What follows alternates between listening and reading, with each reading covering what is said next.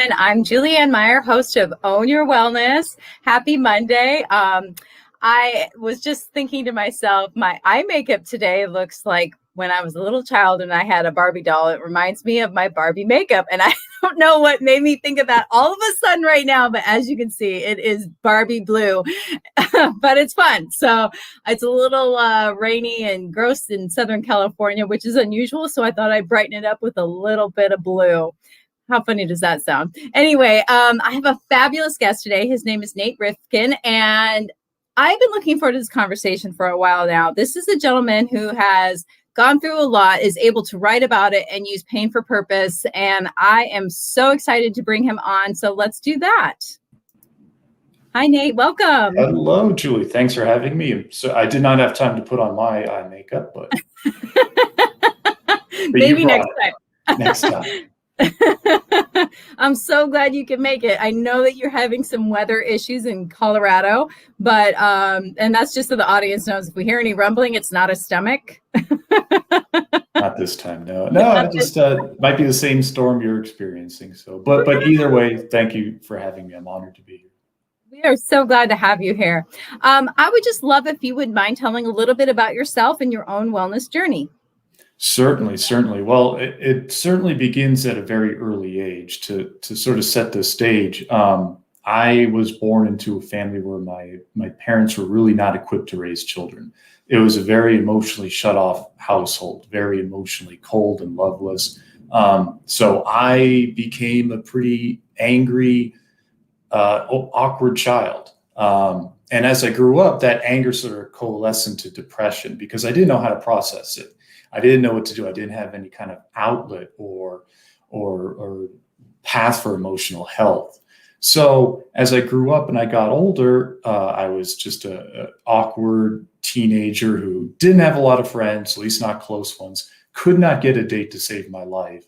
And my one hope that I clung to is like, well, at least when I get to college, I can start over. I'll be around a new set of people who don't know me. And I can that was my idea. I could reinvent myself. Well, it only took like one day in college. I went to UMass Amherst. And my first day, I realized how wrong I was because I showed up the same awkward, depressed guy. And it didn't matter if I was surrounded by a sea of new people. I was still carrying the old me with myself. I couldn't escape myself. So my only outlet at that point was working out in the gym. So I kind of thought to myself, well, maybe I could be like a personal trainer or a gym owner, some kind of entrepreneur or business owner in the fitness realm. And quickly I realized, if I do that, is anyone going to care if I graduate college? Probably not. And I was so miserable that I dropped out. I dropped out of school and I decided to make a go of my own business. And I had a knack for writing and advertising and marketing. And I worked with my brother on a business where he was the star. And we taught we sold like DVDs on yoga workouts, and I handled all the business stuff. And I had no experience with business, no foundation, and no healthy habits. And I was still the same depressed, awkward guy who didn't have a way to process his emotions. And I was still super into self-help. I was super into goal setting, visualization, affirmations, and I worked hard. I really, really worked hard at this stuff, and I really tried. But I started this slow financial downward spiral, and it was destroying me on the inside. I maxed out credit cards, and the bill would come in the mail, and instead of like paying off the minimum payment, I just like throw it on the floor and put another bill on top of it. So it was out of sight, out of mind. And the low point came when I felt so like such a loser, and felt so alone that I started thinking about killing myself. Like, this is how bad it got for me. And I started drinking alcohol every morning. I still remember, it's like I'd take a glass in the morning, I'd pour like a couple inches of vodka into it, and I'd pour another couple of inches of an energy drink into it. It's like, that was my breakfast. Worst hangovers ever. Well, it's funny because I was trying to at least I chose vodka. I'm like, well, I've read that the hangovers are like lower for that versus, I don't know, rum or tequila. You can't smell it. This is my mindset. So So that was where I was, and I really want to emphasize, like, I was doing the goal setting, I was doing the visualizing, I wasn't just reading about it. I really did try. So if anyone's ever been there, it's like I get it, because I learned the hard way. If you're trying to fight your own thoughts with your thoughts, it's like a dog chasing its tail. You're just going to get more miserable because it's the same. You're just adding more energy to your head, and that's what's going to cause more looping and looping and looping. I knew none of this except the misery that I was going through. So my saving grace was that I had a mentor at the time who also had a pretty active spiritual life. He taught business and marketing, but he didn't really teach the spiritual side of things until a couple of years later, and he saw it could be helpful to his students. So he taught us, he had a lot of students, and I was one of them. He taught us meditation, specifically from a spiritual tradition called Taoism. And Taoism, it's thousands of years old. I knew nothing about it. I just figured, okay, this stuff sounds kind of cool. But the essence is, if you've ever seen The Empire Strikes Back, the character Yoda, he was a Taoist. Like, it was a perfect representation of a person who's living in harmony with nature, because the essence of Taoism is seeking harmony through balance. Now, I knew none of this at the time. All I knew is that, okay, I'm starting to learn these cool meditations. Apparently, they were done by like people who lived in caves thousands of years ago, or they lived on mountaintops and achieved enlightenment. I'm in, because it appealed to my ego. I wanted to be special, so I wanted to learn something cool and exotic, which is great. It was exactly what I needed. So a weird thing happened. I started doing these meditations every day. And I started with 60 seconds. I put 60 seconds on the timer. I figured, all right, and I'll work my way up. 60. So like one day I do 60, the next day I do 65, the next day I do 70. I just add 5 seconds because I figure, well, my body's not going to know the difference with 5 seconds. So this is a way I can start like actually building something. Well, I would do my meditation every morning, and then I'd still go get a drink of vodka. Like, I didn't stop. But a weird thing happened. I started feeling good from the meditation, and then I'd drink and I'd feel even better. But then as time went on, I'm a realist. It was true.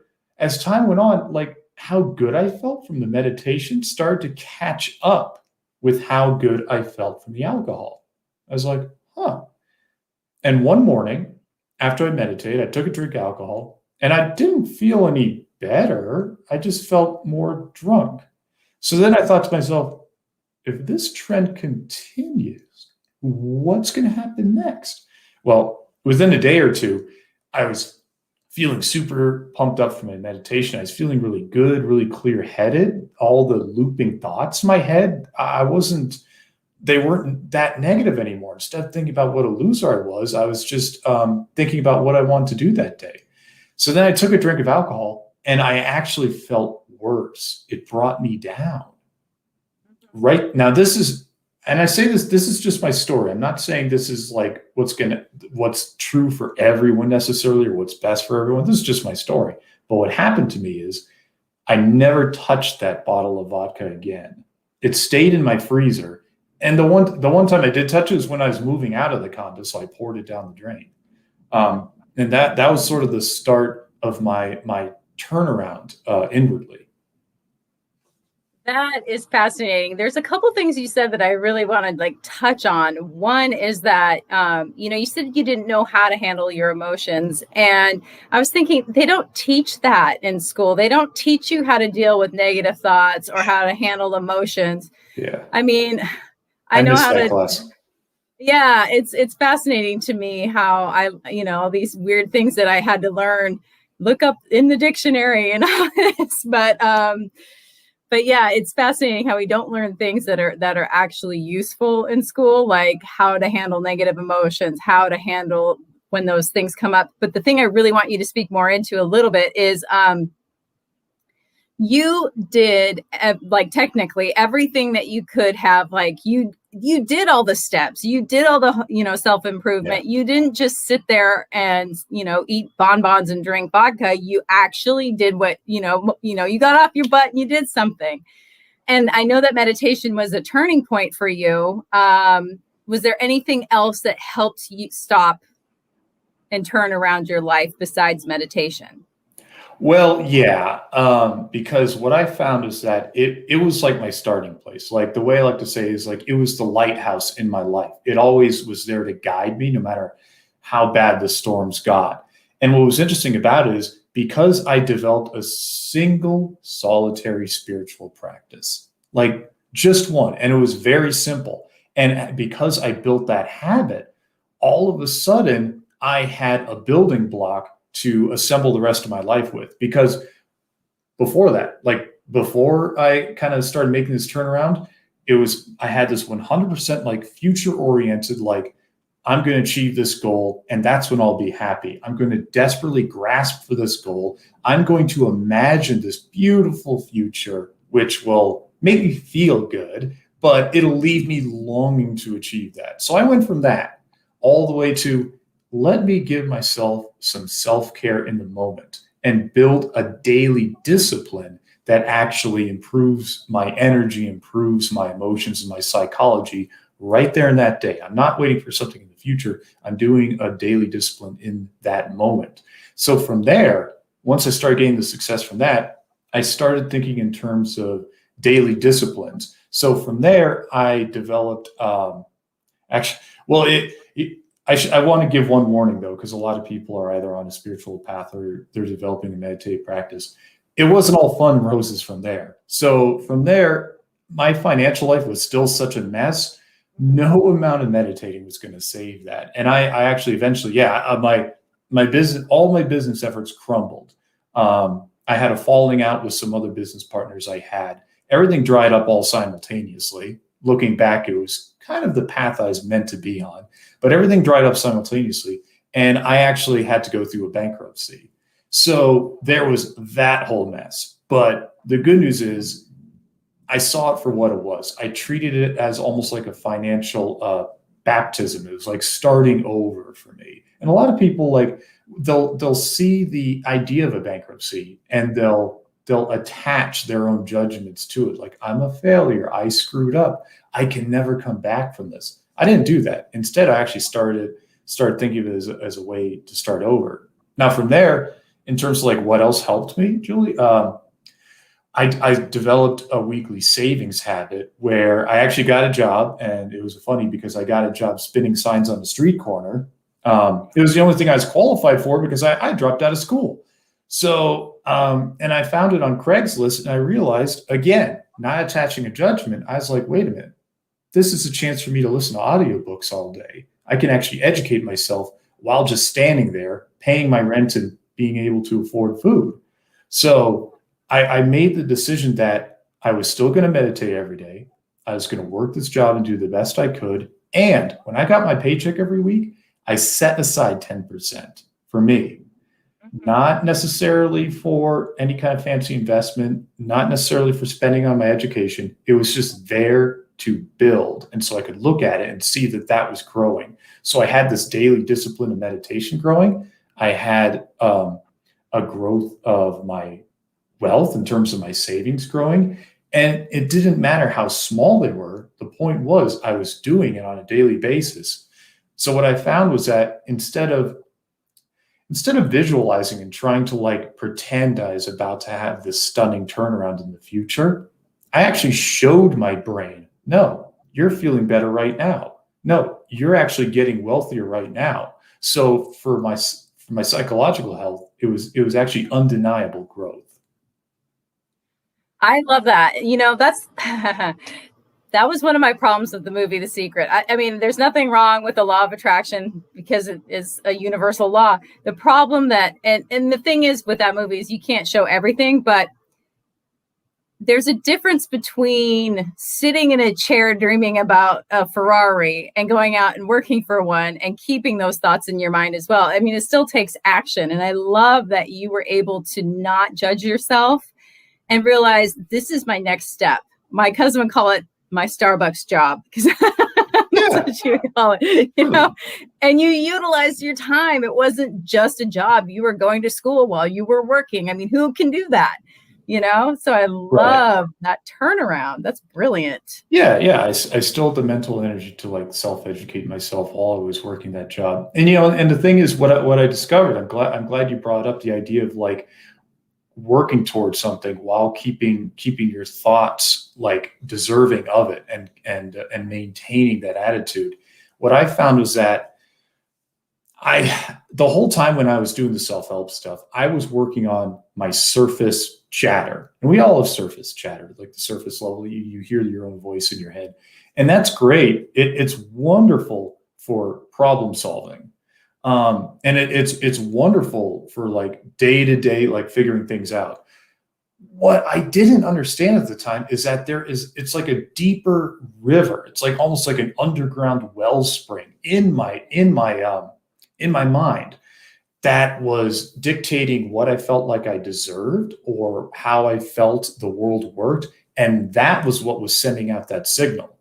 That was what was sending out, here's the opportunities you're going to run into. Here are the challenges you're going to run into. Here are the kind of people that you're going to resonate and that are going to resonate with you. And nothing I did when it came to my surface chatter in the moment could actually affect that river.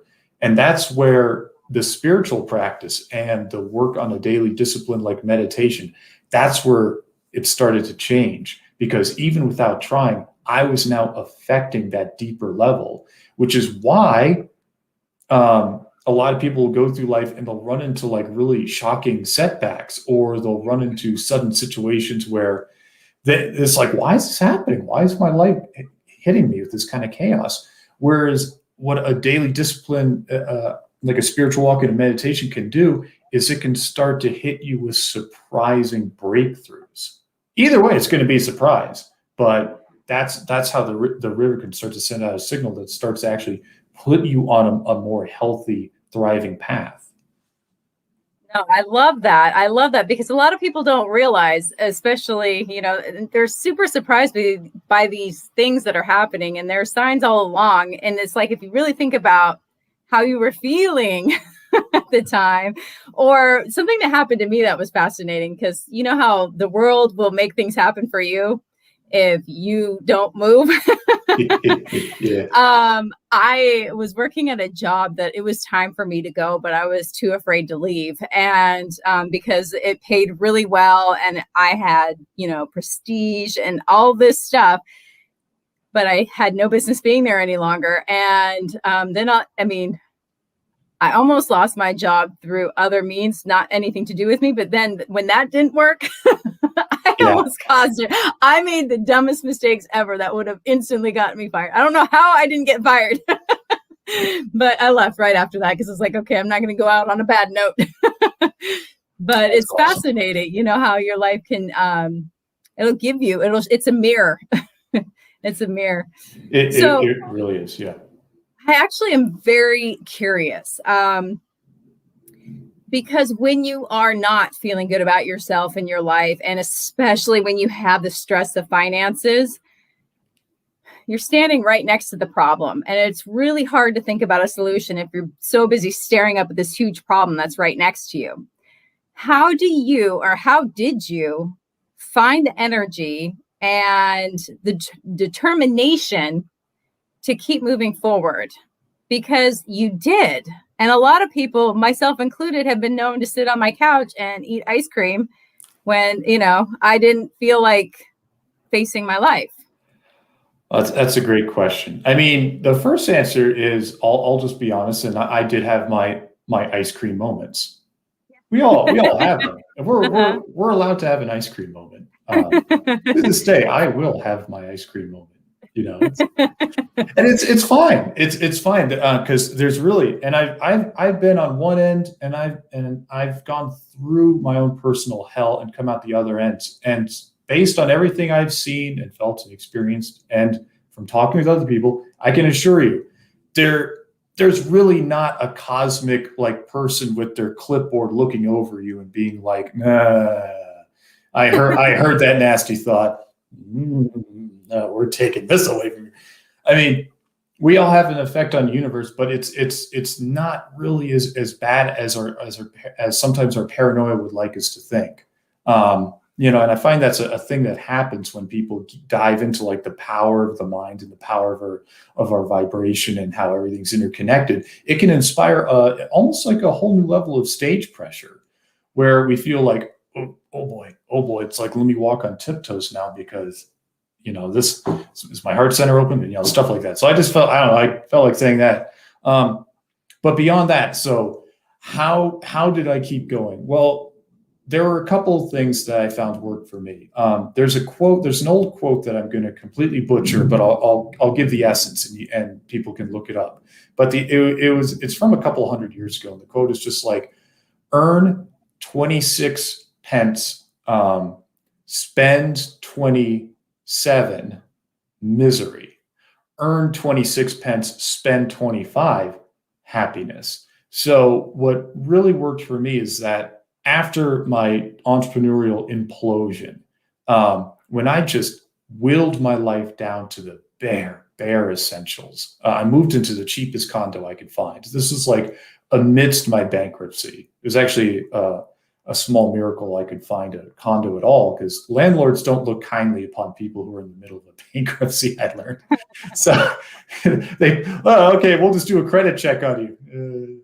That would be good. What, do you have a bankruptcy or something? Yes.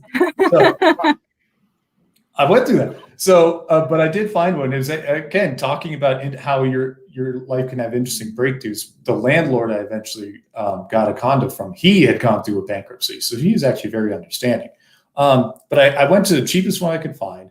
I stopped every form of discretionary spending that I could. I never went to movies. I actually gave my TV to Goodwill. I got rid of my cable, and I learned instantly the addictive power of television. And this is before, it wasn't before, but I wasn't big on social media, so it's 10 times more with that. So I whittled away everything until I was able to earn more than I was spending. Now, I understand if someone's going through a sudden crisis with medical bills, sometimes it's like, hey, look, Nate, that makes sense, but the math here doesn't work. And I agree. And sometimes you're facing an event like that where maybe bankruptcy is the best option. But if you're in a state where it's like, no, I just looking for a job, and the place I have is too expensive right now.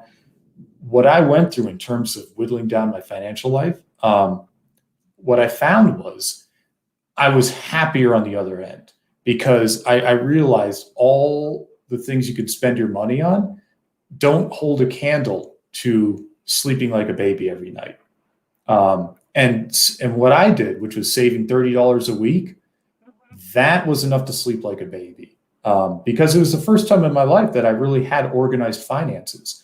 Organized finances can give you more fulfillment and even more pleasure than the greatest kind of escaping behavior ever can. So that was how I was able to sort of muddle through the financial challenges, was that I dropped all pretense of trying to build a company or get my career as a self-employed contractor going or anything like that. I just wanted to have some savings left over. And the universe listens to that. Not the intention, but doing it. Because when they see, oh, this is a person building wealth, well, he who hath, more will be given. So financially, that's how I got through it. Now, in terms of my motivation, I'll admit I've always been a pretty motivated guy. Even if I wasn't like mentally the healthiest person, at least I was always pushing myself forward. And I honestly, for years, what really got me moving forward was the fact that I didn't really have much of a choice. I was staring down, not being able to pay my rent if I didn't continue working.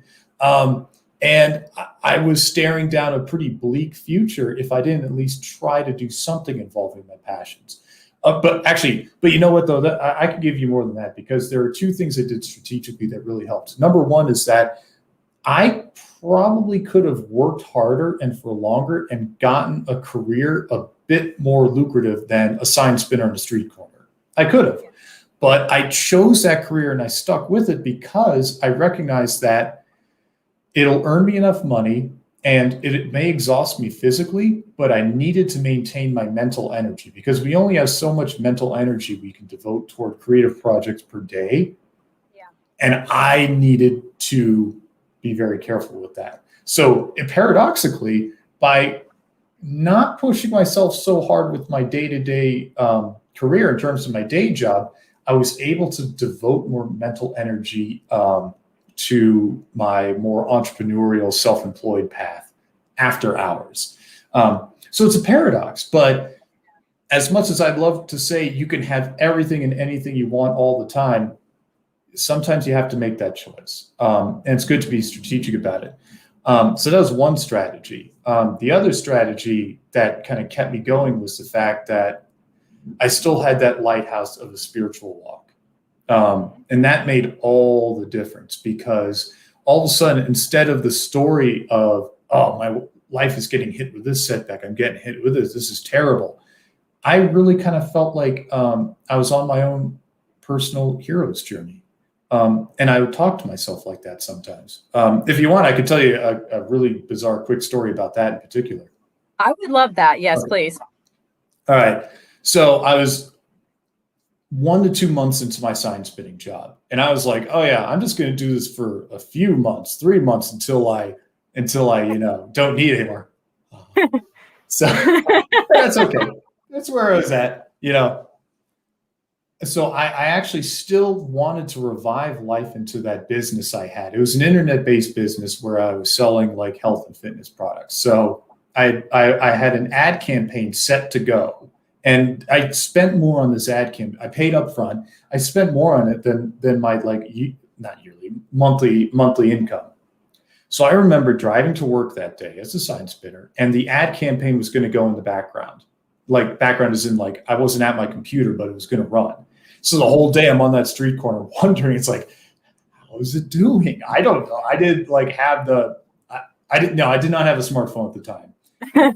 Yeah, no discretionary spending. So I didn't know. I had no idea. So finally, when 6 p.m. rolled around, I drive home, get to my apartment, open up like the tracking software I was using. 0 orders. I'd lost every penny. And I ended up like curling up in the fetal position on my apartment floor. Like, what am I going to do? Mm-hmm. I crawl to bed. And the next morning, I get up and I'm going to work. I'm driving to work for one more day. And I was feeling awful. But as I'm driving to work, again, when you walk a spiritual path and you have that daily discipline of some kind of meditation that resonates with you and that is able to like dig through your emotional gunk so you can process it. The voice in my head was different. And as I drove to work, I heard myself saying, Nate, are you going to transform your life eventually? It could be years from now, but are you going to do it? I was like, yes, I am. And the voice said, so this is just going to be a bump in the road. I mean, looking back, right? I'm like, yeah, it is. And it's like, even one you could probably tell a story about eventually, that would be pretty cool. And I go, yes. So why not look at this and feel that way right now? Oh, I love it. Why not adapt that attitude in this very moment? And I go, yeah. And I still had to drive to work. I still had to show up and be a sign spinner, but I was a different person when I pulled into that parking lot. So. I love that. That is inspiring. I love it so much. We do have to go to commercial break, so we're going to be right back. Thank you so much, Nate, for joining us. Isn't he fascinating? I just knew this was going to be a really fun conversation. But as I mentioned, we do need to go to commercial break. But before we go, I want to say hello to everybody who is watching us live. It's always a pleasure to see your comments. And also, I wanted to actually do a shout out to Helene because I'm glad to hear that she's feeling better. And also, she made a comment that Nate looks like Clark Kent, and it made me laugh. So when he was sharing the story, I kind of giggled. So that's where that came from. But anyway, we'll be right back after these messages.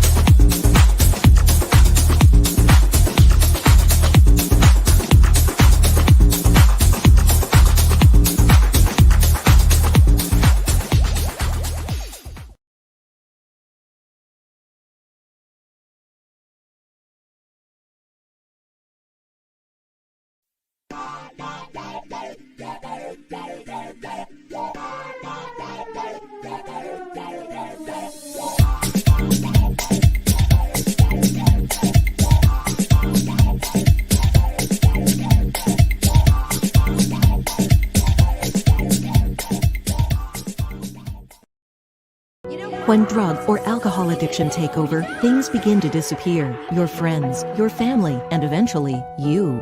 Recommended by Dr. Phil, New Method Wellness can help get your life back with individualized treatment plans for dual diagnosis clients. New Method Wellness provides the most highly credentialed treatment in a safe and welcome environment. Call New Method Wellness for your free consultation and ask about our national accreditations. Together, we can put the pieces back together.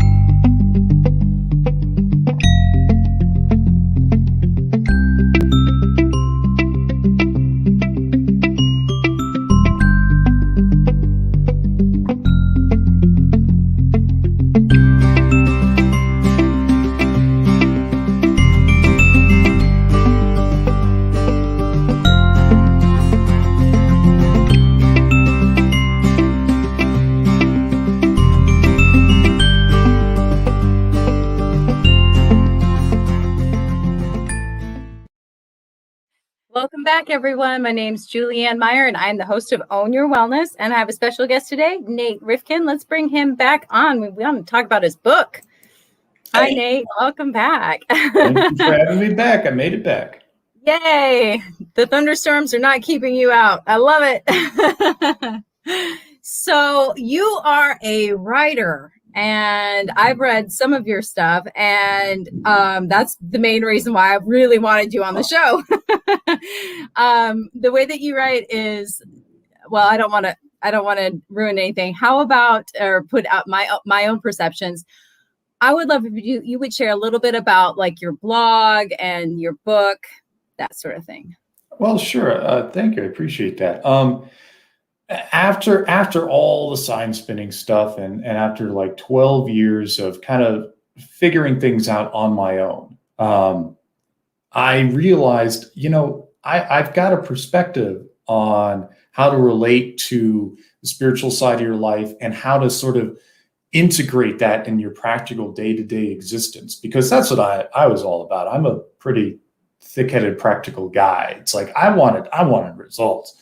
So like I said, I realized I had a unique perspective, and there wasn't like a go-to resource out there that I could point to on how to walk the path that I had and how to kind of gain the benefits from the insights I had. So I figured I'd make it. So 3 years ago, I started writing a book, and it sort of integrates like my experience, what I went through at this stage of my life, what I learned, what went horribly wrong, and how it could be integrated into both a spiritual meditative practice and how it could be integrated, the lessons could be integrated into your life on a day-to-day basis, not when you're meditating, like when you're doing your thing.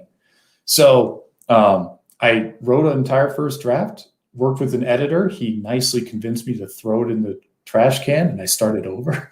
So, and ultimately it became probably creatively something I'm the most proud of. And it's something where it's like, if someone's starting at ground zero, they're just like, I don't know about all this spiritual stuff. I don't know what's going on. I tried meditation. It didn't work for me. If I could go back 13 years and like hand this book to myself, it would have been wonderful. I cannot do that, but I can do it for other people. So that's why I wrote the book. I love that. And people can find your book where? Oh, it's thestandingmeditation.com, and it's on Amazon. So it's called The Standing Meditation. You can hop on Amazon, find it. It's a big red book. If you see the big red book, that's it. And then also, I love that. Yeah, I match. Yeah. I was thinking about too, as you're talking, is that, a lot of people feel like spirituality, it's either or. Like there's no results, or it's all woo-woo, it's one or the other. And what I'm hearing you say is that has not been your experience. No, not at all. So, the thing is, I think a lot of that I could be wrong, but from my experience, a lot of that sort of train of thought is very understandable, because it comes from the idea. It's like, okay, spirituality is something you do when you go onto your cushion, locked in a room alone, and you might meditate for however many minutes. And some people get great results from that. You start to feel really good. You feel really calm and centered, and then you go out to this big, noisy, chaotic world. So because of the physical separation and sort of the mental distance we put between the two things, it turns into we train ourselves to sort of be like, well, they are two separate things. They're totally different. But the fact is, it's all one big journey. It's all one big path. And something that my current teachers like to emphasize is that the original phrase I learned was this: your business is the ultimate guru. Now, what does that mean? A lot of people, of course, in old spiritual traditions, especially in times past, had gurus that they learned from, they looked up to, because that person was a bit further down the path, so you can learn from that person. And like you were saying earlier, Julia, where it's like life is a mirror that is held up to us. Well, the phrase "your business is a guru" is because your business is a mirror that's holding up to you and teaching you where you still got emotional hangups, where you still got blind spots. And oftentimes you're going to learn these lessons painfully. Well, what I learned was, it's not just your business is your ultimate guru, your career is your guru, your spouse is your guru, or your really messy, messed up dating life is your guru. So, yes. It is a spiritual guru, because it is showing you the perfect ways in which you can grow. So once I started to realize that, everything sort of fell into place. So I treat everything as part of a spiritual walk. And actually reminds me of something you said. I want to mention, we mentioned earlier about how you were in your career and you were supposed to do something else. You were supposed to move on in your journey. And it was super cool how you mentioned, and by the way, in that case, your career was being your guru. And it was super cool how you mentioned, it's like you were getting these signs. In my experience and other people I talked to, there's 3 signs, and they always get exponentially worse. So I'm glad you found out before. I heard 2, and then you left. I was like, number 3 was going to be a doozy. It's going to be a doozy. Yeah. So that's an example of how it is part of your spiritual walk. It's not bad luck. It's not like, oh, what am I doing wrong? It's more like, oh, cool, I'm getting this signal. What am I going to have to develop as a result of this? Because, by the way, any genuine spiritual message you get is going to involve you doing some work on yourself. It's usually not like, you've arrived, you've made it. If it is, run. That's not the real thing. Something that you're saying, and for some reason I just feel compelled to share this, is that, when you finally are able to hear that spiritual side of yourself, that voice, a lot of people are like, is that really, the God self or a higher power, or, just not your ego is what I'm getting at. However it works for you in your own life. And what it's been my experience, the way I could tell if it was me, like my ego talking, as opposed to, something that's trying to get me to really change, is that it's not mean. It can tell me something I don't like, but it's more like with a loving energy. And it's like, oh, okay. For the perfect example was, I was in a relationship that was not going well, and I couldn't figure it out. And all of a sudden I just figured it out instantly. And I was like, oh my gosh. And I knew what the answer was. And I was okay with it. I didn't like it, but I was okay with it. And that was because it was not coming from my ego. It's not like a punishment. Well, you need to do this better. And you need to, I just want to make sure that people have an idea, because I know when I was first starting on my own spiritual journey, I was like, is that my ego talking, or is that, in my best interest? So. Yeah, that makes total sense. One way I like to put it is that, I love the way you put it, is that it's sort of like it's a loving parent, but it's also a parent that's kind of more hands off. It's dropping you a hint. It's like, no, well, maybe you want to maybe you want to like use the toy this way. And this is like, and and the messages are always going to be like very simple, very direct, and they're going to involve growth of some sort. And I found that in order to like properly receive those kind of messages, there has to be a calming away of your emotions, because emotions are loud. They are loud and constant. There is no need to like, oh, what's my frustration telling me? You know, what is my worry trying to?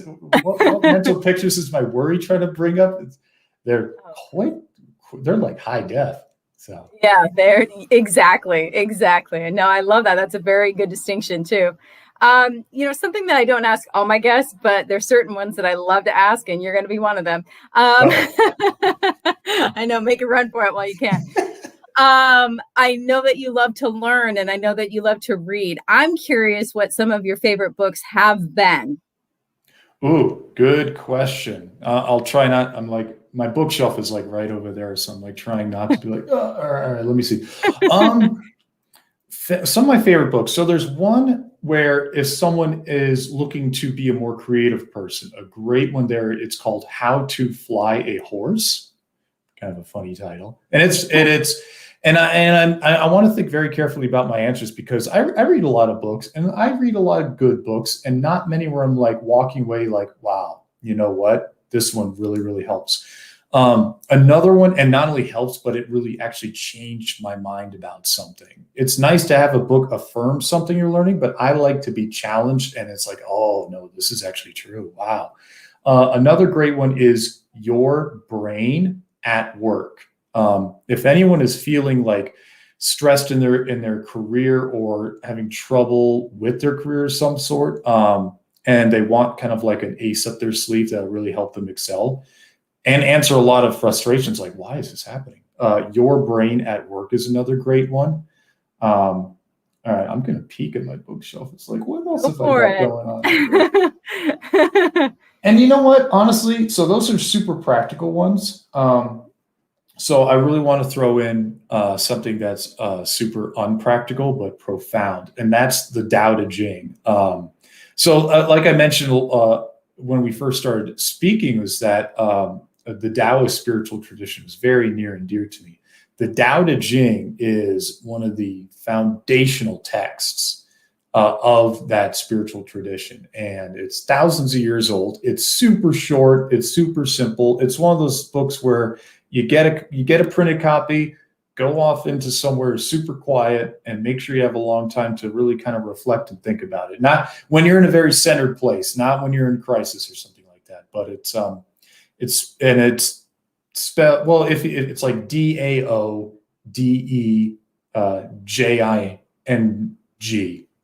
If you Google, you'll find it. Yeah. Wayne Dyer talked about it a lot too. That's right. Yeah. So those are three. I love that. And that's a sign of intelligence too, that you want to be challenged as well, instead of just having everything out there agree with you. I mean, a lot of people, I've been guilty of it. I like to be right.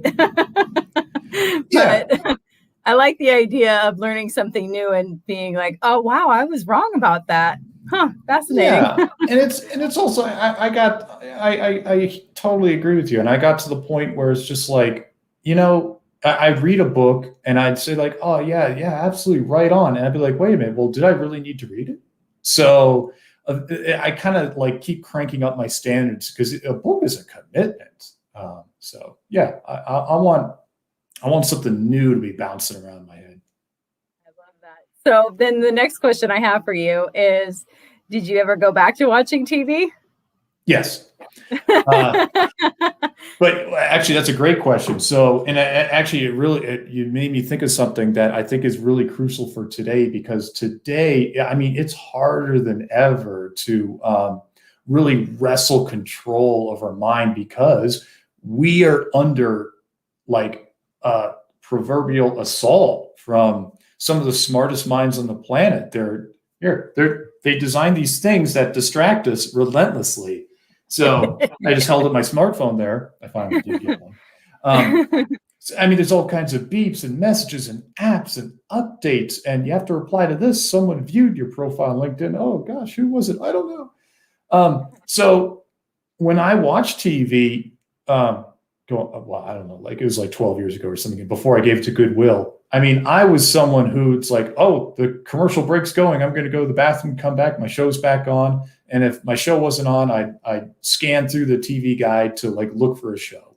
So I was like kneeling before this television. It's like, take my attention, plug me into a comfort zone. So now that I've gotten through that period of my life, and I escaped it for so long, and I was able to rid myself of that addictive feeling. With my wife, we'll watch TV, but we will pick out a show to watch ahead of time.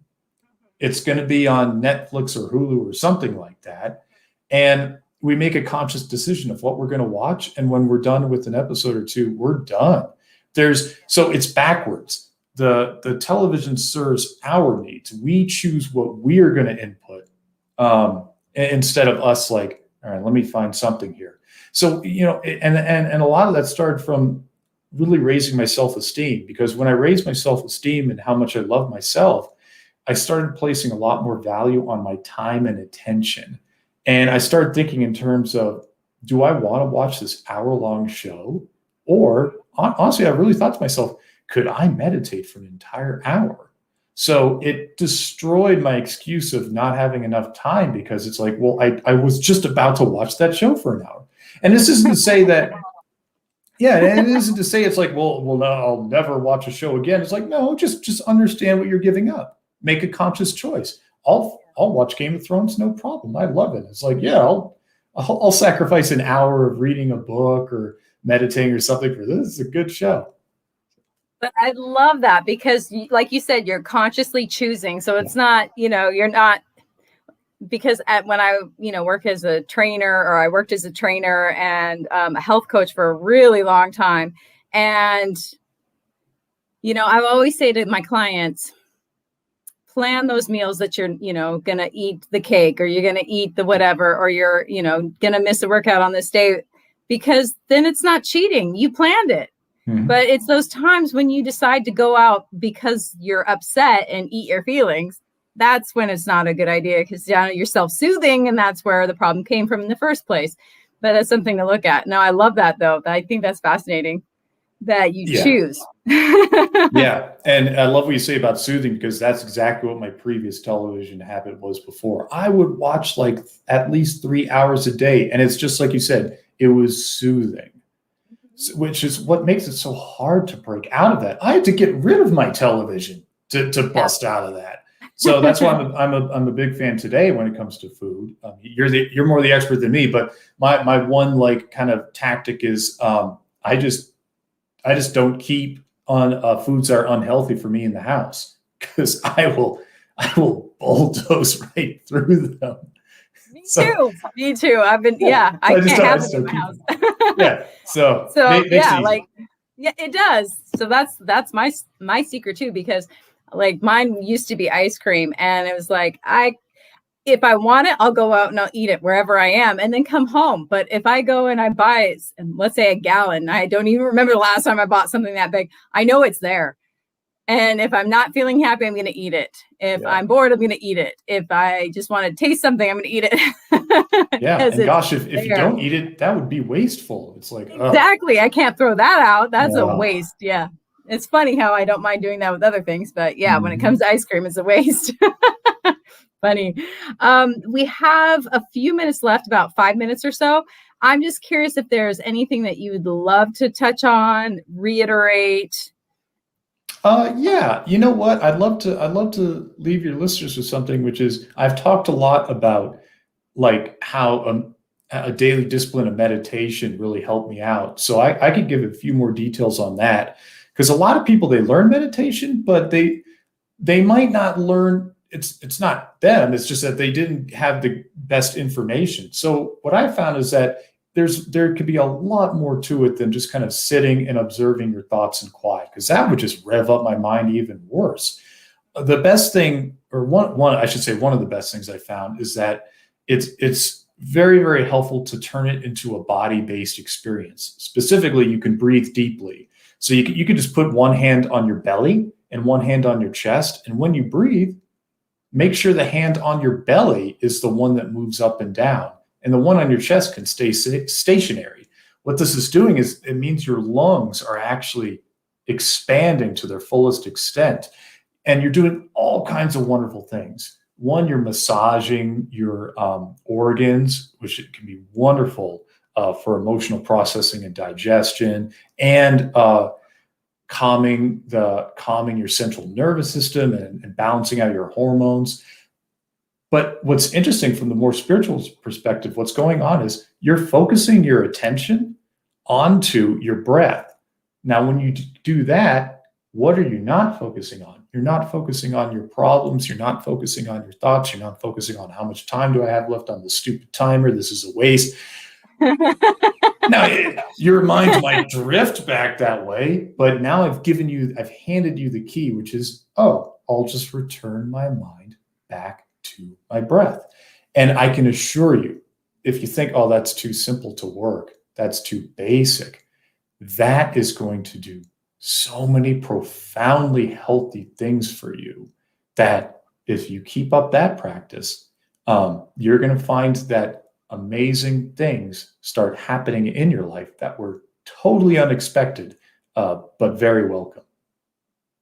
I love that. That is beautiful. So there's something that I heard the other day, and it was fascinating to me. It was I don't know if you're familiar with Abraham Hicks, but I was listening to Abraham Hicks, and Abraham was saying something to the effect of, like, as a society of people, we're so busy trying to be in action and do things to solve our problems. And what we should do is meditate. And so the point was that, we suddenly don't have time for, meditation. But like you said, we have time to go watch that TV show. We have time to scroll social media for hours on end. We have all this time, but we don't have time to meditate because, or I've got too many problems. I can't do it because my mind's too busy. But what Abraham said that was fascinating to me was, like, it's like vacuuming. You're vacuuming your house. You just vacuuming. You might even go over it twice. Make sure you lift up the furniture. You get in all the corners. You do, like, you have vacuumed the crap out of this place. You might even tell people like, hey, I vacuumed this and I did this, but you didn't plug in the vacuum. So you did all this action without plugging in the vacuum. So you might have gone through all this stuff, but you are not going to have the same results. And I just thought that was a beautiful way to describe why meditation is important. You need to plug in the vacuum. I love it. Yeah, that one was a beautiful one. I loved it too. So people can reach you at your website, right? And then you were saying that you do blogs, correct? Yes, that site is more of, I wrote a book, but I also do shorter pieces. And that site, naterifkin.com, is where they can find some. That. And then also, I know that we talked about this before, but besides Amazon, people can get your book at this website, thestandingmeditation.com, correct? Well, actually, I think that website just goes to Amazon right now, but... Oh, perfect. There you go. Either way. They're going to have to type in something. You can type that in, and it saves you the headache of having to, like, search through. And it's like, is this the right one? So, yeah, that'll point you to the right direction. Exactly. You read my mind. I'm just like, is that, especially when I'm like looking for apps and there's 15 different ones. I'm like, is that the right one? Yes, 4.1 stars. I don't know. Exactly. Yeah.